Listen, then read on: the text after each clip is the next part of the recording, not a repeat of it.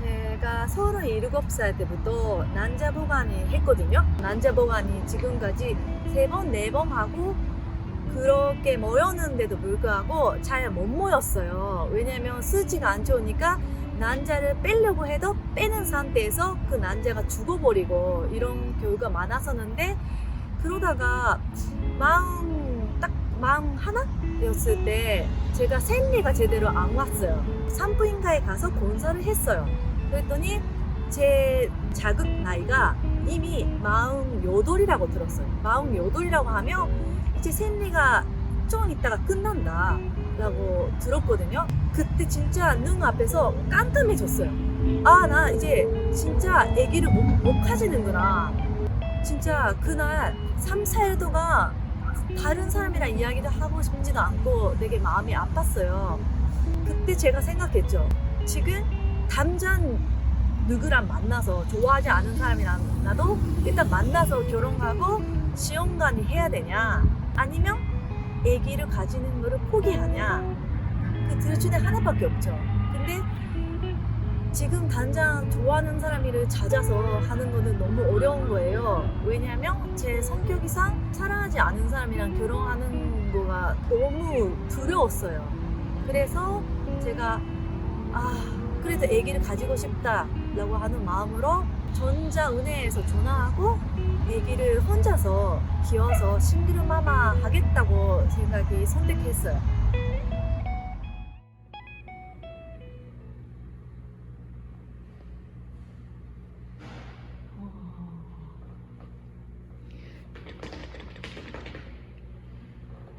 얼굴이 진짜 이렇게 자세히 볼 수 있는 건가? 궁금하다. 진짜 시대가 좋아졌다. 해가 딱딱해요. 제가 답답해. 아니 딱딱해요. 딱딱해요. 아, 딱딱해요. 우리도 사진 찍으려고 그러면 애기가 이렇게 협조를 해줘야 되잖아요. 우리도 그렇죠. 카메라 쪽을 보고 있고 그런 네. 것처럼 얘네도 마찬가지예요. 무슨 말인지 알죠? 네. 얼굴 보여요, 살짝? 옆모습? 아, 네 보여요. 코도 예쁘다. 그죠? 녹화 시작할게요. 차고 있어요? 눈 잘 감고 있어요? 모르겠어요. 여기가 코, 여기가 눈, 여기가 입이죠? 네. 여기 손 올라가 있는 거예요. 네. 주먹 쥐고 손을 이렇게 올리고 있네요. 자는 것 같지는 않은데 움직이는데요? 아, 이거는 어디예요? 지금 손 보려고요. 아이고, 움직였다. 움직이는 네. 거 보여, 이렇게? 지금 움직였어요. 움직였어요. 왼쪽 손이네요, 그죠? 아, 네. 알아보겠어요? 네. 주먹 쥐고 있는 손이잖아요, 그쵸? 가끔 판치 하는 것 같아요. 여기가 엄지 한쪽에 들어가 있고요, 그쵸? 네. 둘째, 셋째, 넷째, 5개. 주먹 딱 쥐고 아, 손 이렇게 꽉 하고 있는 거 보여요? 왼쪽 손, 그죠? 네. 귀엽다. 손 요거는 안쪽 모습이다, 그죠? 이렇게. 네. 애기 몸무게는 994g. 잘 크고 있어요. 아, 네. 저번에는 800g이었으니까 안녕. 아, 귀여워. 코 봐라. 콧대 딱 엄마 배에도 이러고 있어, 지금. 그죠? 아, 오른쪽 발. 발가락 봐. 귀여워. 아, 여기가 엄지, 둘째, 셋째, 넷째, 5개, 그죠? 네. 오른쪽 발. 네. 우리 양쪽 발 다 봤어요. 네. 얼굴만 조금 더 보면 좋은데. 보여주세요. 손을 지금 올리고 있어요. 그쵸? 네. 아, 귀여워. 입 하고 있어요. 음. 보여요? 코가 너무 크지 않아요? 양수에 불어 있으니까. 아, 얘네가 사는 데가 양수잖아요. 네네네. 양수에 불어 있으니까 넙대대해 보이더라고요. 원래. 아, 진짜요? 눈이 언제 생겨요? 눈은 생겼어요. 아, 근데 벌써? 감고 있어요. 아, 팔딱팔딱거리는 건 심장. 팔딱팔딱 보이시죠? 네. 아, 이거 심장. 기차 소리 같대요. 기차 소리 같아요?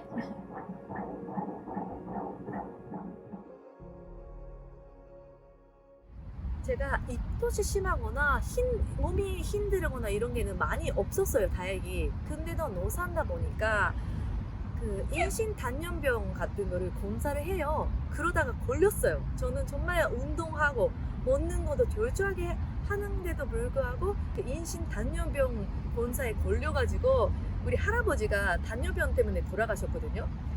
그래서 제가 너무 무섭고 그래서 아기가 생각보다 더 크대요.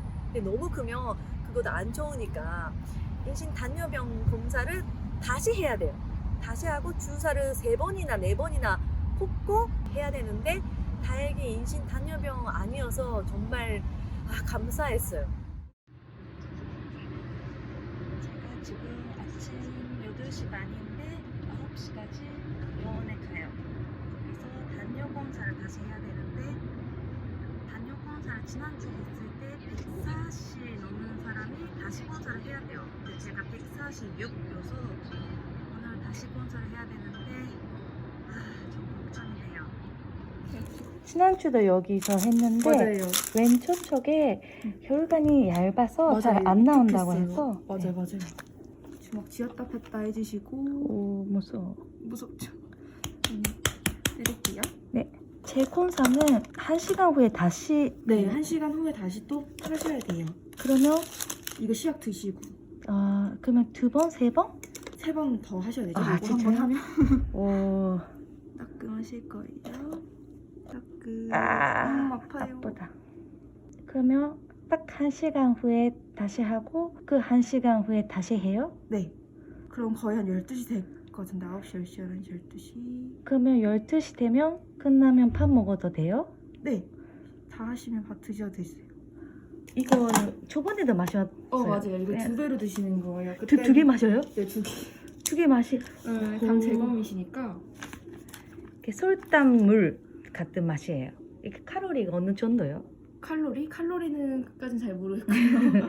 2개 완샷하고 그리고 주사는 다시 1시간 후에 하면 돼요? 맞아요. 또 체열 1시간 뒤에 하시면 돼요. 지금 오케이, 알겠어요. 네. 저희 이제 검사 결과 다 통과하셔가지고 다, 다 네. 통과해서 끝이. 그러면 아, 물 드셔도 되고 지금 드시고 이거 먹어도 돼요? 드셔도 되고 아. 가지고 먹으면요. 감사합니다. 네, 대기실에 앉아 계세요. 선생님께 말씀드릴게요. 네네. 네. 전사다, 전사.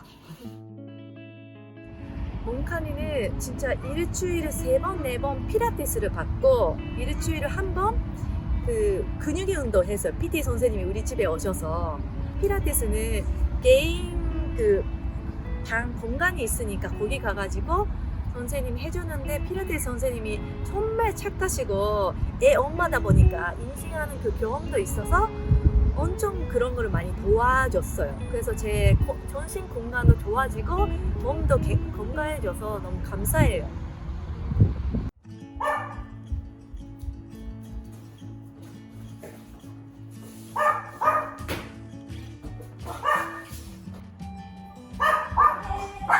사랑 어디 거 줘요? 팔꿈치를 왼 신발 안쪽 왼 팔꿈치를 왼 팔꿈치가 밀고 그렇지. 시선 저쪽 바라보고 그렇지 밀면서 보면서 기지개 피고 근데 시선 여기 바라보고 있는데 슥 그렇지 하나 두고 후 나이스 오케이 됐다. 제가 정말 사랑했던 사람이 있는데 그분이랑 사귀었다가 싸우고 헤어지고 계속 반복됐어요. 몇 년 동안. 근데 이유가 뭐냐면 저는 빨리 결혼하고 싶다, 아기를 갖고 싶다, 시간이 없다. 근데 그 남자는 나 싫다, 하지 마라 하고 헤어지고 또 연락이 오고 만나고. 근데 지금 생각하면 저는 빨리 결혼하고 싶었고 그 사람이랑 그런 거를 계속 반복되니까 좀 슬펐고 그리고 미안했고 우리 엄마가 그 이야기 했어요. 아기를 갖고 싶지 않구나. 결혼하기 싫은 사람, 특히 아기를 가지기 싫다고 하는 남자한테 아기 가지라고 몇 번이나 말을 하는 거는 너가 성폭력하고 있다. 이런 거 하지 마라. 이거는 하나의 성폭력이다 라고 듣고 저는 정말 처음에는 슬펐고 화가 났고 그러는데 그렇게도 받아들일 수 있구나 라고 생각했어요. 그래서 제가 이 사람이랑 바이바이 하고 정말 제가 정말 힘들지만 새로운 사랑하는 사람을 찾기도 좀 어려웠어요. 왜냐면 어차피 만나도 저 애기 나요? 결혼해요? 이런 이야기를 하는 게 싫고 그리고 그런 마음이 이제 안 생겼었어요. 시험관도 나라가 다르니까 법이 다른데 일본인은 시험관 하는 것도 합법이고 근데 한국에서는 부부끼리 시험관이 가능해요. 제가 한국에서 시험관이 혼자서 하면 이게 불법이에요. 근데 저는 그거를 아니까 일본에 가서 그거를 하고 왔어요. 시험관이 하고 왔어요. 제가 인신하고 있는 거는 정말 가까운 사람한테 말을 안 했어요. 그리고 아빠도 인신하고 5개월 후에 말했어요. 엄마는 제 이름 먼저 말했고 우리 엄마랑 아빠한테 어떻게 말할까? 라고 했거든요. 그러다가 우리 엄마가 아빠한테 편집 썼어요. 우리 엄마가. 아, 사유리가 임신했다. 근데 사실 그런 뭐 시험관 하고 전자운행 해가지고 뭐 아빠가 없다. 라고 편지를 길게 썼대요. 근데 길게 썼는데 아빠가 반응이 없대요. 엄마가 물어봤대요. 아빠한테 가가지고 사유리가 이러는데 어떠냐? 아빠잖아요. 그랬더니 상관없어. 신경 안 써. 이렇게 말했대요. 그래서니 딸인데 뭐가 신경 안 쓰냐고. 왜 상관없다고 말을 하냐고. 뭐냐고 우리 엄마가 좀 화났어요. 그랬더니 사유리만 안 죽으면 상관없다고. 사유리만 죽지 않으면 신경 안 쓴다고. 사유리가 행복하면 아무것도 신경 안 쓴다고. 이렇게 말씀을 하셨대요. 그러니까 아빠는 임신하고 아기를 낳으면 죽을 수도 있다고 하는 거에 겁이 나는 거예요. 제가 안 죽으면 무슨 일이 해도 된다 라고 하는 뜻이었어요. 근데 그게 고맙죠. 근데 우리 엄마는 처음에는 상관없다라고 하니까 뭐? 이렇게 생각했대요. 근데 그거는 오해였어요. 처음에는 한국에서는 아기를 낳는 마음이 있었거든요. 전 산부인과 선생님이 계셔서 그 선생님이 계속 봐줬으니까 제가 임신하고 나서 그 선생님이 제 아이를 해줬으면 좋겠으니까. 근데 아무리 생각해도 뭐 남편 있는 것도 아니라 부모님이 있는 것도 아니니까 혼자서 다 병원 가는 것도 왔다 갔다 해야 되고 근데 배가 천천히 커지니까 할 수 있는 게 많이 없더라고요. 그러니까 새벽에 만약 몸이 아픈데 저는 차도 운전 못하니까 택시 타고 거기 병원까지 가야 되는 걸 생각하면 은근히 겁이 났어요.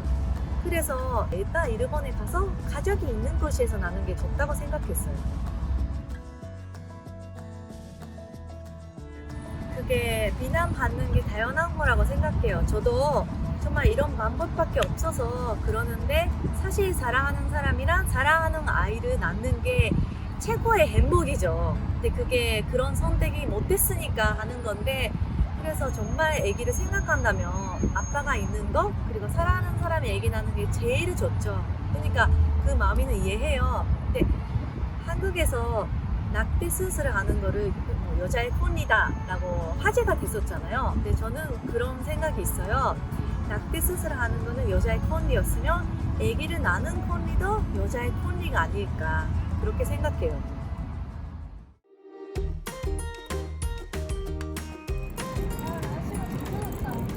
안녕하세요. 여기 숙소에 왔어요. 오늘은 복싱 하러 왔어요. 이제 엄마랑 점심 먹으러 가요.